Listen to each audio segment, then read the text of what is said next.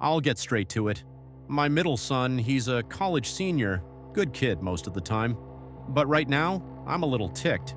He just hit me up for money so he could fly off to Hawaii with his frat buddies for spring break. The nerve. Now, don't get me wrong, he deserves to have fun. He's responsible.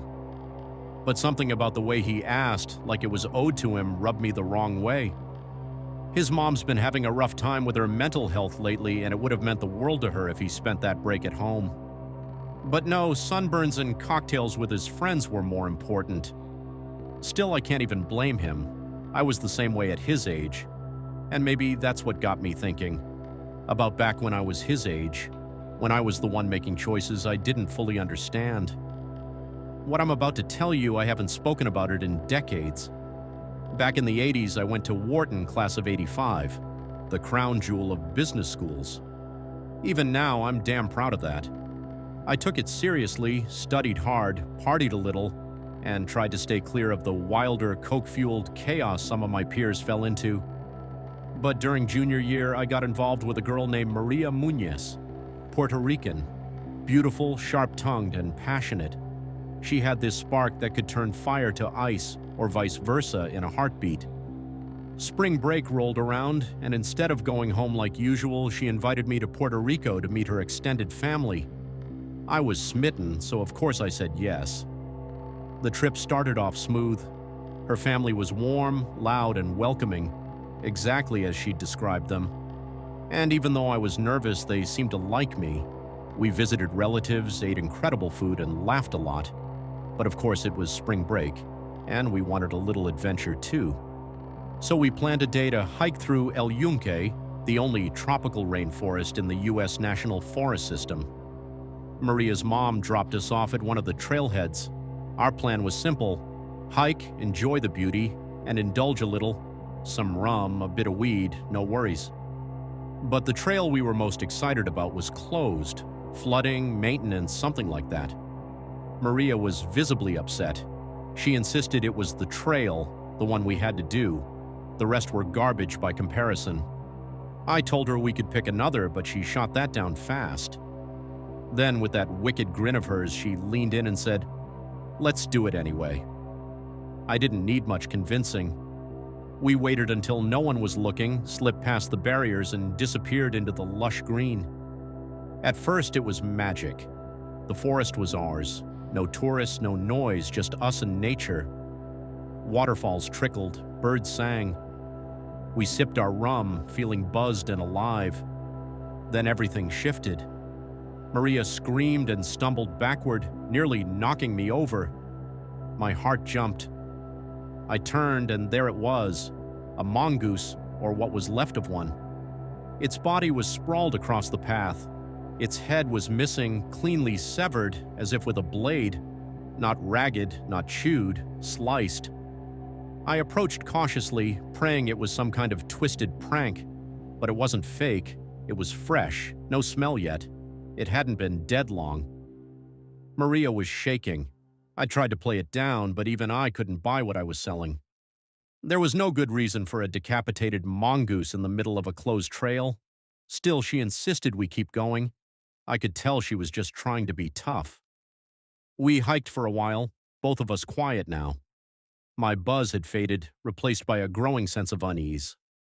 I kept looking over my shoulder. Then, after a mile or so, Maria admitted she didn't feel right. We decided to turn back. I dreaded having to pass the spot again, worried how she'd react. I told her to keep her eyes down. She did. But when we reached the area, the mongoose was gone. In its place, hanging from a tree just off the path, was something worse. The same mongoose strung up by its paws with twine. It twisted slowly in the breeze. And from its mutilated body, some thick green liquid dripped like sap. I cursed instinctively. Maria looked. She screamed. A sound so raw and terrified it still echoes in my mind. Before she could freeze, I grabbed her wrist. "Run," I told her, and we did. We tore through the trail, stumbling, gasping for air. I kept looking back, half expecting someone, or something, to lunge at us from the trees. Then we heard it, a scream, Not Maria's, someone else's. A woman's scream. High-pitched, piercing, agonized. It came from deep in the forest, from the path we'd just run down. Maria choked out a sob. Her legs started to buckle. I held her tighter, dragging her forward. We didn't stop until the trailhead came into view, but even then, someone was waiting for us. A park ranger stood by the barricade, arms crossed. He looked furious, until he saw Maria. She was crying, gasping for air. We must have looked like we'd seen a ghost. I told him everything. No lies, no exaggerations. He didn't laugh, didn't roll his eyes. He led us to a ranger station where a supervisor took our statements. Then the police came. I repeated it all again. Maria stayed silent. Eventually, her mother picked us up. We left, shaken, changed. I never found out what came of it. Maria and I broke up that summer, and I never heard from her again. Maybe her family heard something from the authorities. I didn't. I hadn't thought about that day in years, until now. Maybe it's because my son reminds me of the person I used to be. Or maybe it's just that eerie scream that won't leave me alone. Because here's the thing, we never saw another person on that trail, and to this day I have no idea who or what screamed. I've always been a laid-back guy, and I'd say the same about most of my friends. Spring break was supposed to be chill. No wild parties, no crowds, just me, Jackson, Ariel, and Isabel camping on a remote beach in Alabama. We got there late, much later than we planned. The parking lot was completely empty. No fishermen, no campers, just miles of silent sand. Isabel mentioned that locals sometimes use that stretch for overnight fishing, but tonight there was no one. The sun was beginning to set, casting long shadows across the dunes. We needed to set up fast. Jackson and I started pitching the tents while the girls unpacked. I had brought my dog Bean, a big muscular Doberman. He loved the beach, and we laughed watching him roll in the sand like a maniac. That's when Ariel pointed out a car. "It's the second time it's passed," she said, watching it crawl down the narrow access road just beyond the dunes. I looked up. It was an old, battered SUV creeping along like it didn't want to be seen. The road it followed was just a strip of packed sand running parallel to the beach, nothing but dunes and shrubs between us and the rest of the world. The SUV disappeared down the road. We brushed it off. Just someone lost, maybe. A weird coincidence. We finished setting up and gathered around, cracking open beers and hard seltzers, joking and talking like it was just another night under the stars. Then someone noticed it. The car was back. Only this time, it stopped, right across from us on the access road. The driver's door opened, and a man stepped out. He was tall, unnaturally tall, and his movements were stiff. I couldn't see his face, just a silhouette against the darkening sky. Something about the way he moved made my skin crawl, like his body didn't quite work right. Ariel and Isabel shifted nervously. Jackson and I stood up. I called Bean to my side. He was already staring at the man, hackles raised, a low growl rumbling from his chest. Jackson tried to keep things light. "How's it going, man?" he said, raising a hand. The man didn't answer our greeting. Instead, he said something that made the hairs on my neck stand straight up. "You're on my property." His words slurred. He sounded drunk, but his tone wasn't that of someone looking for a polite conversation. There was something off about him. I answered calmly. "We thought this was public land.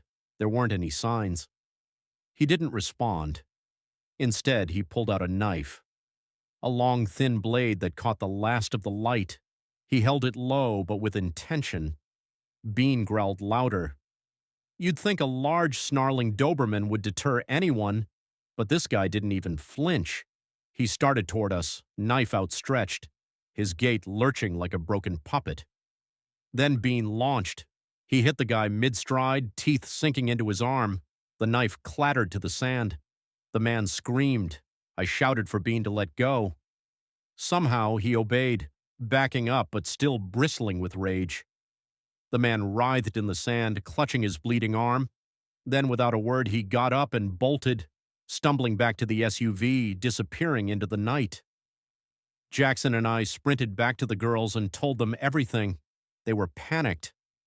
Ariel said we needed to leave now, but I wasn't so sure. The thought of walking through the darkness weighed down with gear didn't feel safe. Then Isabel said something that chilled me. What if he comes back with a gun? That snapped me into action. I told Ariel to call the police and give them our location. When the dispatcher confirmed an officer was en route, we packed up as fast as we could. Bean stayed alert, scanning the shadows. I think he sensed I was scared, truly scared. As we neared the lot, I spotted flashing lights. Relief washed over me. The officer stepped out and began taking our statements, but then he paused. "Your tires are slashed," he said grimly, pointing to my car. My stomach dropped. He told me to unlock the car. I did. He drew his weapon, carefully opened the trunk. Nothing. Empty. Thank God. Turns out the man had returned after fleeing, slashed my tires, maybe hoping to trap us, maybe worse. The officer helped me replace the tires, even escorted us off the beach. The whole time, Bean didn't stop watching the road behind us. That man was no ordinary drunk. He wasn't just unstable, he was hunting. Had Bean not been there? Had we let our guard down?